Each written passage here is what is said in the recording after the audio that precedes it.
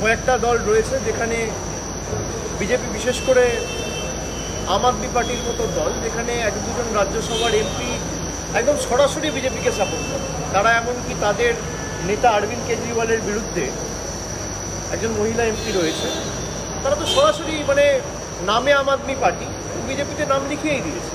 এরকম দু চারটে এমপি তো রয়েছে। আর ওরা অনেক টাকার বস্তা নিয়ে নেমেছিল ভোট কিনতে। 4-5 জনের সাথে যেটুকু কথা বলে বুঝতে পেরেছি, এক একজনের ভোট কিনতে প্রায় 15-20 কোটি টাকা খরচা করেছে। বিজেপি এই টাকার খেলায় নেমেছে, কিন্তু আমরা 2021-এর নির্বাচনেও দেখেছি। এটাই তো ওদের লক্ষ্য এবং উদ্দেশ্য, এবং এটাকেই বারবার তারা অগ্রাধিকার দিয়ে আসে, মানুষের উন্নয়নকে অগ্রাধিকার না দিয়ে। 2024-এ এমনকি বাংলায় ভোটের আগের দিন পোলিং এজেন্ট কিনতে হাজার হাজার টাকা খরচা করেছে।